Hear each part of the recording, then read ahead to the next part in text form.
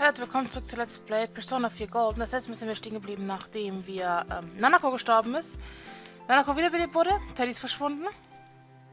Und Nanako will be alright. Then there's what happened in Namatame's hospital ward. The snow that started to fall and the fog that won't disappear. What lies ahead from here on? You feel very tired. You should hurry and get some rest for the day.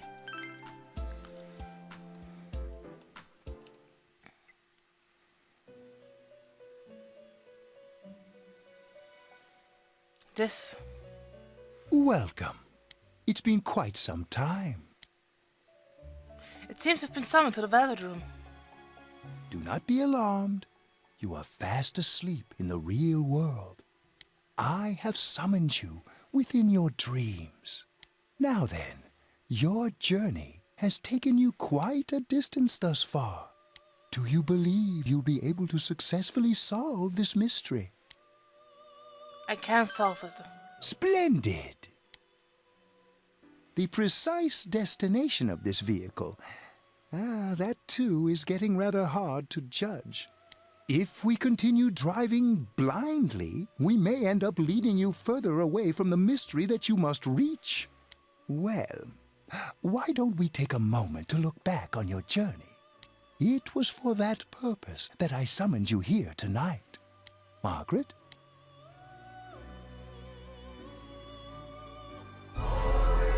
Voices you've heard many times before echo in your mind. What's right? What you should choose to do in life? The answers to those things lie within you. We are experiencing the words engraved into your memory during your journey. Failing to understand and failing to listen are rather different things. All right, let's go ahead and think this through as much as we need. If we leave any unanswered questions behind, we'll just be lying to ourselves. I'll think as hard as I can and try to help. Come on, we've accomplished this much together, haven't we? Right. Together. And it seems you have comrades with you as well. Those heading in the same direction through this dense fog.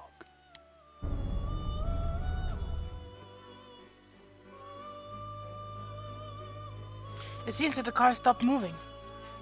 We'll be parked for the moment while I confirm our current heading. As I mentioned previously, this year will signal a great change in your life. Though there isn't much time left, it can be worth your while to take the time to stop and reflect. People are like water flowing in a river. There is only one stream, but all who pass through it are affected differently. Some travel fast, some change their course, experiencing countless events as they travel down the river of time. Just so. The state of this room reflects the scenery of your heart. Perhaps this may be a time for contemplation rather than action. You can hear something in the distance. Die Türklingel.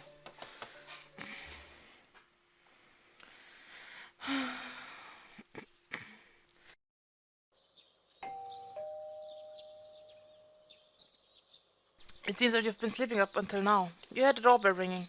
Someone seems to be at the door. Ich komm ja schon. Teddy's missing. What? I looked all over the neighborhood, but I couldn't find him anywhere. What? I'm worried. Yeah, me too.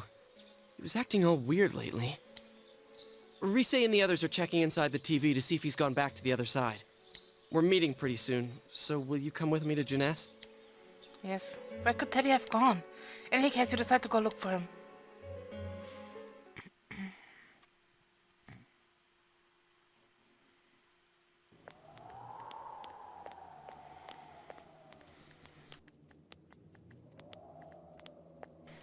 It's no use, man. We can't find him. But where is he? No luck for me either. I didn't sense anything over there.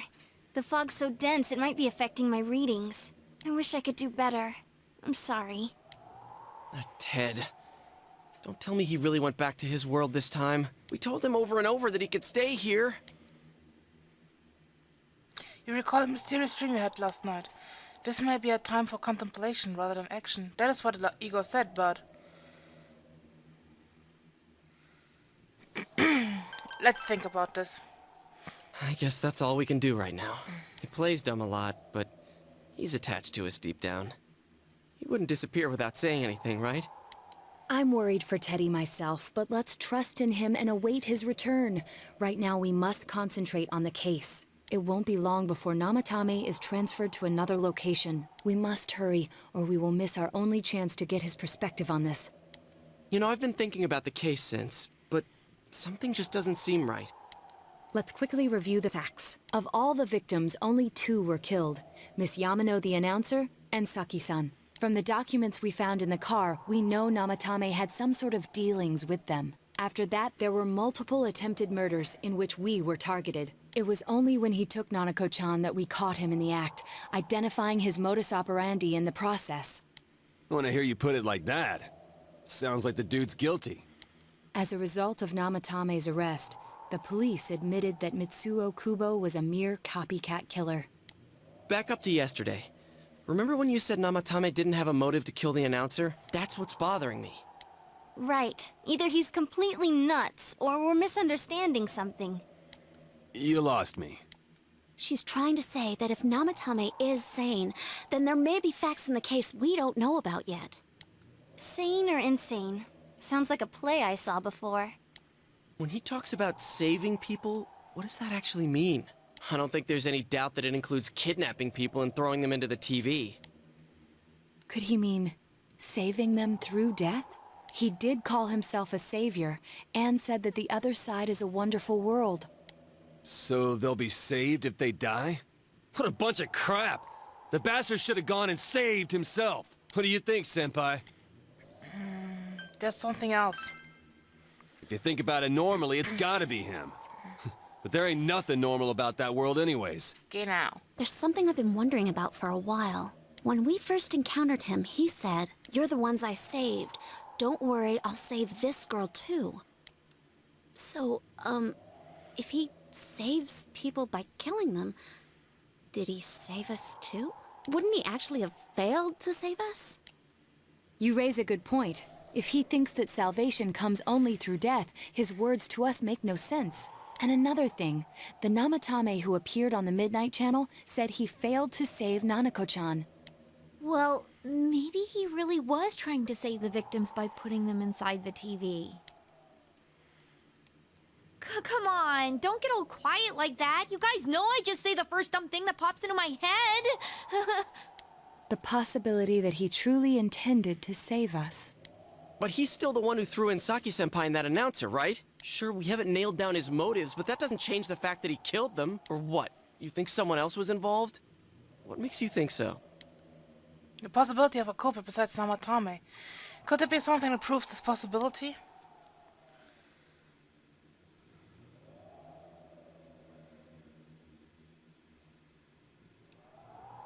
The diary, no? Nee, the warning letter. Ich mein, woher kennt er meinen Namen? Oder? Oder was der Diary? Entweder der Warning Letter oder der Diary. Das weiß ich noch. Ich glaube, der Diary. But that points straight at Namatame. Ja, ja. Dann eben der Warning Letter. Warning letter? Oh yeah. Whatever happened to that thing? If Namatame's the killer, he must have been the one who wrote it, right? Let's review them. You recall that the first warning letter said, "Don't rescue anymore." And the second one said, "If you don't stop this time, someone close will be put in and killed." Yes, that's right. Isn't that kinda odd? Would someone who thinks he's saving people by killing them write stuff like, "Don't rescue or kill"? Yeah, and the will be put in and killed part doesn't make sense either. If the killer was writing it, wouldn't it be more like, "I'll put in and kill"? Hey, could this mean... The Namatame didn't write it. Yeah, it's almost like someone else wrote this letter. But only the killer would write such a letter and deliver it to Dojima-san's house, right? If someone else wrote it, That could only mean... Dear God. Since this is such an unusual case, I was absolutely convinced that other than the Kubo incident, there was one culprit. So, Namatame really was trying to save his victims? Everything is exactly the opposite of what it first seemed. In Namatame's parlance, failing would have been the first 2 cases when the victims died. If he had used his method twice and failed both times, he would hardly have continued using the TV. And yet he did. It all seems to suggest that someone else wrote this warning letter while observing the entire case. Someone else? Then it wasn't Namatame that killed Saki-senpai and the announcer? We can't say for certain yet. We urgently need to speak with Namatame face to face. You all work together to take another step towards the truth. Judgment.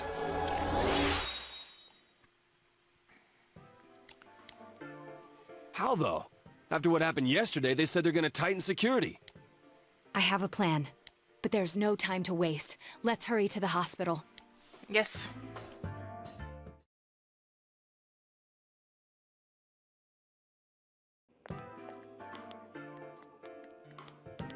Hey, this place is off limits. I'm a consultant with the police. I'd like a few words with Namatame-san. May I go in? This is Unit 252, requesting confirmation on an ID. Name of Naoto Shirogane. Huh? Ah. Understood. I see. Well, you're on the list.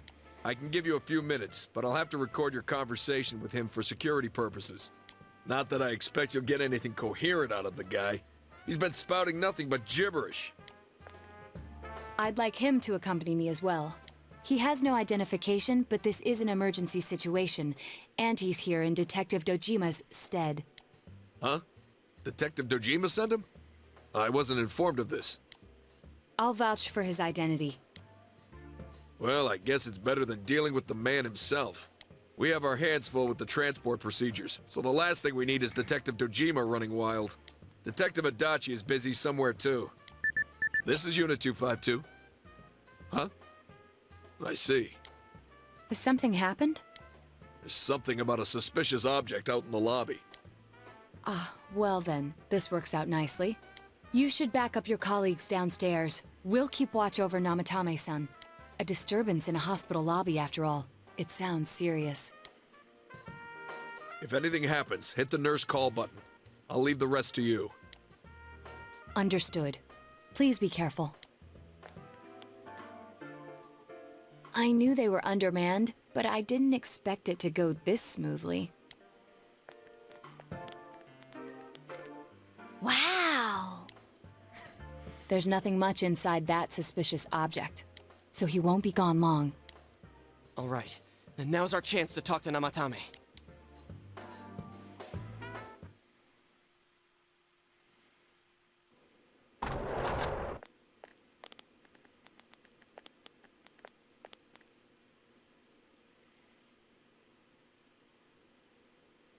Namatame-san, there's something we'd like to ask you. It's tempting to think that you were the culprit behind this entire case. And to be honest, there are many in this town who hope you are. But we are here to learn the truth. So please, answer our questions. Huh? It seems that he understands what you're saying. What should you ask him? Who would you throw in first? Huh? Me?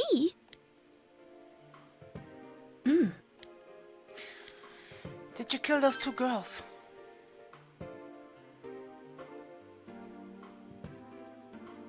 They were killed. I couldn't save them. Is saving killing people? No. If nobody saves them, they'll be killed. That's why I put them in there. Then tell me if my estimation is correct so far. After discovering the Yamano and Konishi incidents, you realized an appearance on the Midnight Channel meant certain death. Thus, to save her from that fate, you kidnapped Yukiko Amagi. You couldn't let her be killed, so you threw her into the TV, preventing the killer in this world from reaching her. And you repeated the process, as more individuals appeared on the Midnight Channel. It all falls into place. His body is weak, but his mind is sound. He's trying to tell us the truth. Yeah, but if the stuff he's saying is true... There's another killer who murdered the first two victims? Indulge us in a few more questions. Who killed the first two? I have no idea. I want to know that too. Why the warning letters? What are you talking about? Why did you enter the TV? I didn't know. I never thought it would be that kind of place. As I thought. You... believe me? Did they find him? Did they find the one who did such cruel things? Mayumi... Please calm down. Our ability to find the culprit rests on you. We know about the other world. In fact, we're the only ones who can fully understand what you have to say. Only... you? We did blame you for everything at first, but now I think we can accept whatever you got to tell us as truth. Please, tell us everything you can, calmly and slowly. You're willing to listen? Do my story?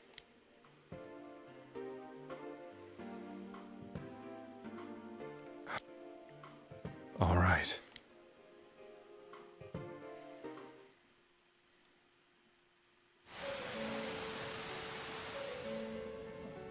Soon after my affair with Mayumi became common knowledge, I returned to my parents' home, as if to run away from the scandal. And I started drinking heavily to drown my anxieties. I hadn't been able to reach Mayumi at all, and that didn't help either. Mayumi, where are you? She'd been disgraced on all the afternoon shows, and forced to resign from the program she was on. I caused her so much trouble. I wanted to at least apologize to her, but I couldn't even do that. I lost the will and energy to do anything. Then, one day, the rumor I heard some time ago came back to me. Since I had nothing better to do, I sat down blankly in front of the TV and watched my own reflection. And all of a sudden, there was Mayumi. Mayumi? Is that you? The Mayumi inside the TV looked as if she was calling to me for help. Mayumi? When I reached out unthinkingly to touch her, my arm disappeared into the TV, as if I had dipped it into a pool of water. I was so shocked that I lost my balance and nearly fell face first into the TV.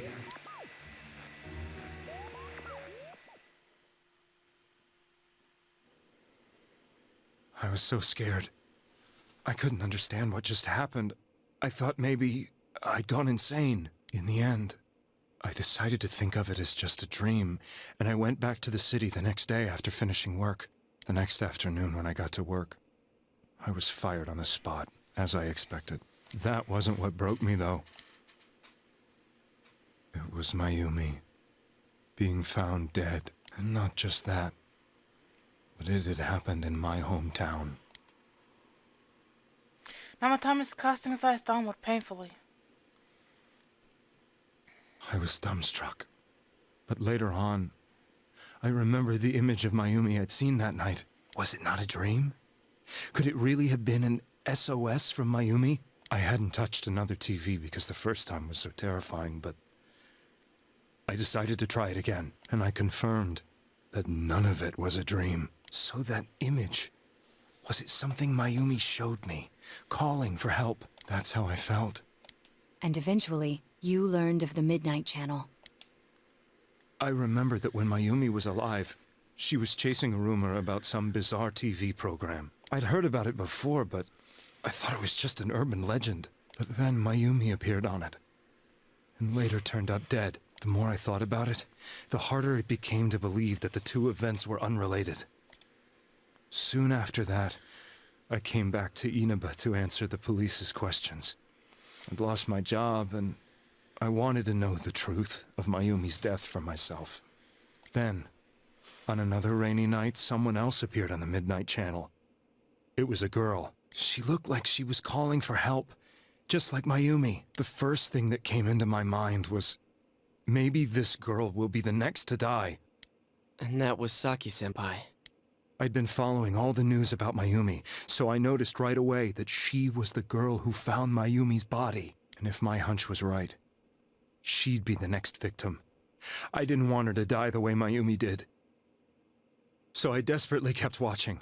I was consumed with the idea of rescuing her. Then, little by little, her image on the screen came into sharper focus. It became sharper? How did you find out it was her? After I came back, my father couldn't bear to see me in such low spirits, and gave me a job with the family business. I met that girl when I delivered a package to the liquor store.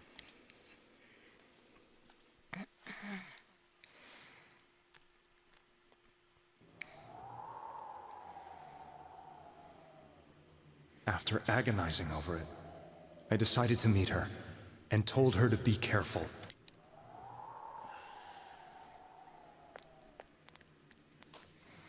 But that same night, on the TV,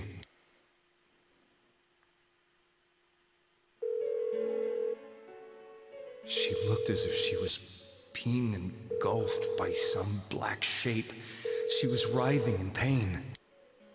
That's why I warned her. Why won't she pick up the phone? Come on, please!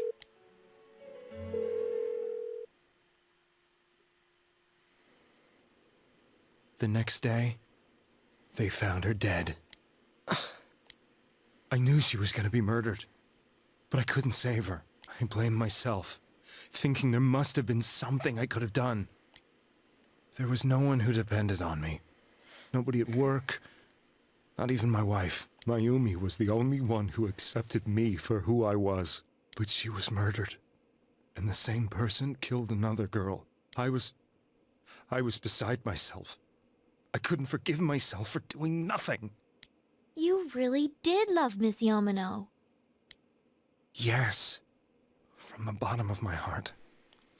Before I was married, my wife made it big in show business. I was happy for her, but it put a strain on our relationship. I think I can kind of relate. It was around that time when I met Mayumi. She was interviewing our candidate for the next election. She was a big-name announcer, but she only worked with local stations, and her attitude towards work was similar to mine. We both came from Inaba, so she was easy to talk to. I knew it was wrong, but I couldn't help getting intimate with her. She gave meaning to my life. Soon after Saki-san was found dead, yet another girl appeared on TV. That was you.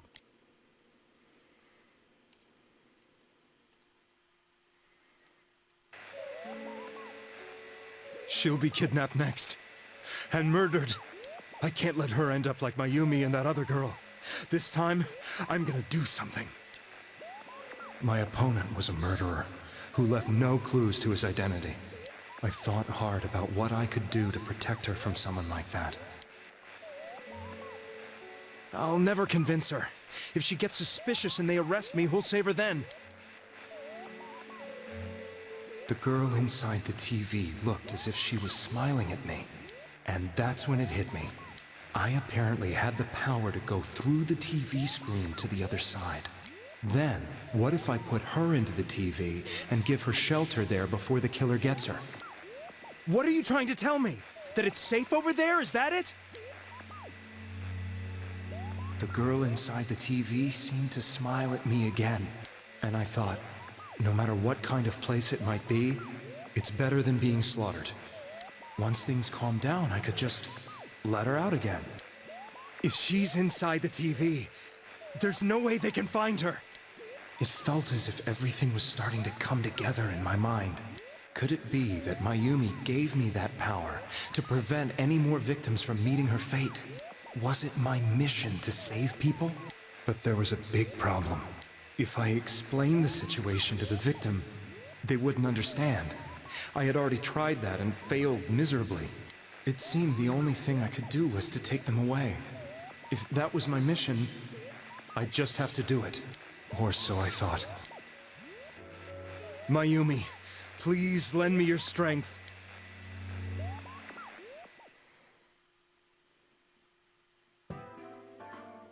So, since you thought people who appeared on the Midnight Channel would be killed, you kidnapped us in order to save us. Mission? Give me a break! You never stopped and wondered about any of this? I thought I was the only one who could help them. I did call the police, but they didn't believe me. I knew the area well, thanks to my job. I had a large truck, and I could move around without suspicion. I thought my job as a delivery man would be the perfect cover for my mission. I thought no one else could do it. But are you telling me that I wasn't saving them? If a person is still within the TV world when the fog appears here, they will die. Beginning with Yukiko-san, the people you thought you had been saving were, in fact, in mortal peril. It was my friends here who really saved us all. I had a feeling that was it. When I went after that little girl and entered the TV myself, for the first time, I had some doubts about myself. You refer to Nanako-chan, correct? The police were after me, so I had to get away. But I still felt I needed to do everything I could to save that poor little girl. That's why I went in after her. But the TV world was completely different than I imagined. Such an abominable, grotesque place. I knew that the three of you who I saved went back to your normal lives, so I didn't realize how terrible that world was. I never knew you couldn't even get out of that place on your own. No. That's a cowardly way to put it. I'd probably already begun to realize that it was a dangerous place. If I hadn't, I wouldn't have gone to see you all. See us? Wait, are you talking about the concert we did at Jeunesse? Yes. I wanted to know why the ones I saved were all hanging out with each other, and how much you remembered. But in the end, I couldn't bring myself to say anything and ran home. I must have felt too guilty. But all the doubts and anxieties I'd been unconsciously suppressing exploded out when I entered the television myself. I thought I was going insane. I probably did. And you know the rest. When I came to, I was lying in a hospital bed. You really were trying to save people. But I ended up doing just the opposite. What a fool. I always wanted to enter the world of politics and become useful to society. But after losing my job and the woman I loved, all I had left was this power. I convinced myself that world was some sort of sanctuary, and I secretly believed myself to be a hero. I never doubted what I saw on TV, and believed everything was as I wanted it to be. I didn't think for myself at all. That's why I couldn't protect them. I'm to blame for all of this. What's done is done. I suppose so. But the things I've done are too serious to be brushed aside like that. I have no intentions of running away from my crimes. I'm prepared to face the consequences. Kidnapping is already a serious crime.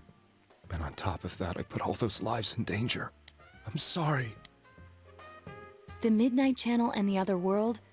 You can hardly be blamed for failing to understand them properly. We must apologize to you as well.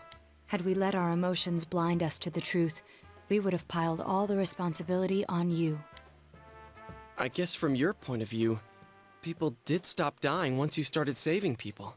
The more you did it, the more you really believed you were preventing their deaths. I'm such a joke. I'm sorry. I'm getting a little tired. What are you all crammed in here for? My apologies. We'll be leaving now. Wait. I beg you, please, find whoever's behind this. You children are the only ones who know about that world. That's our plan.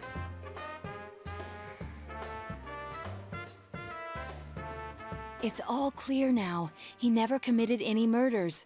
It was another party who threw the first 2 victims into the TV. We've taken a step towards the truth.